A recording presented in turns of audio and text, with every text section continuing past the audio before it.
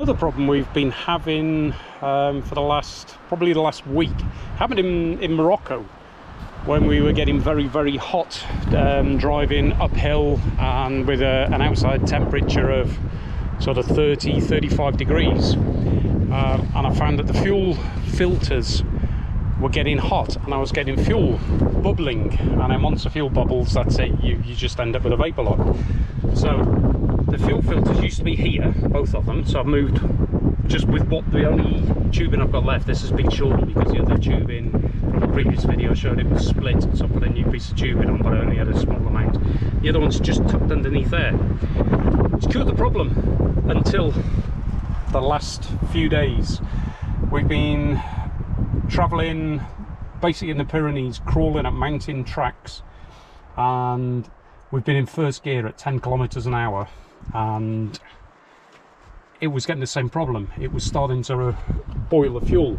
So the fuel filter here, which is, you've got one from each pump and then one just before the carburetor, it was up here at the top of the engine, so I moved it to down here in the airflow. Didn't make any difference. So then I decided, if I do a little funnel here with a plastic tube, and the same the other side, little funnels with plastic tubes running through,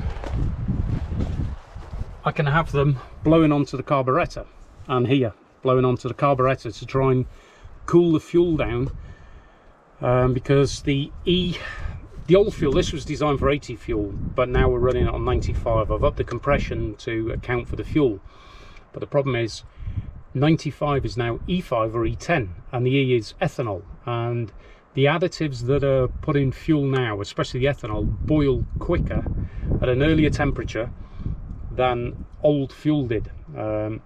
It's one of those things. So years and years ago, you could get winter fuel and summer fuel. Well, this is, they're using cheap fuel which you can run in fuel injected cars no problem, because generally they run about 3 bar, so you're talking 45 psi, and the fuel's under pressure, which lowers the boiling point. But when you're in the carburetor running through the main feed into it is around about 4.5 psi, then the fuel's boiling.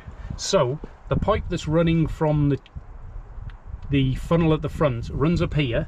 I've put the fuel pipe through the pipe as well into there, so hopefully, the idea was the fuel will be cooled by the incoming air from the engine. So when we're crawling up a hill flat out in first gear at 10 kilometers an hour, at least there's a little bit of cooling air. Well, it didn't work. It must work, but we've got 2 tanks, a left tank and a right tank, and I found the problem was whenever we were going up the hills on the left hand tank, I was getting the problem. If I flicked to the right hand tank, we'd already got the problem, so it took a while to start due to heat soak of the carburetor on top of an engine when it's just got hot. So kept driving, thinking about it. So I've been trying some of the hills on the right hand tank, no problems whatsoever.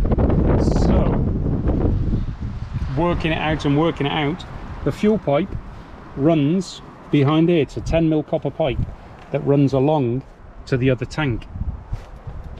The engine bay is sealed. The only air coming through is the radiator, which is 90 degrees. Coming across the engine, there's basically a wall here where the engine cover goes. So the air is going down, across the back, hitting this cross member here, and then going underneath. The cross member's getting hot, which in turn heats the fuel pipe up. So my fuel vapour locks were being caused in the pipe. It dawned on me what was happening when we were climbing up the hills, when you've got so much time to think because we're going so slow. So at the top of the hill, tried the left hand tank, wouldn't work, same thing, the engine just cut out. So I just put my hand on the pipe when the cab was still down, touched the pipe, and it was hot, very hot. And then once you got down here to the fuel filters, to the pipe, this main supply pipe, no problems at all. So what we're doing now is just running the left hand tank on generally, and then when we get to the steep climbs, flick to the right hand tank. The fuel's coming from under here, which is cool, straight up, no problems at all. So it's a a roundabout way of curing it, but it isn't. What I've got to do is reposition this pipe, or insulate it. One idea would be just to put another piece of rubber tube over the top so it doesn't touch the cross member, or bolt it onto the body with flexible fittings either side, because the body flexes from the chassis, it's on springs. But I'll work something out. But or the other one is just put like a heat shrink, a heat sleeve around it. So, but at least now I know what the problem is, and we've proved it today as well by crawling up a hill and having no problems. So that's next on the agenda. Okay, speak to you soon.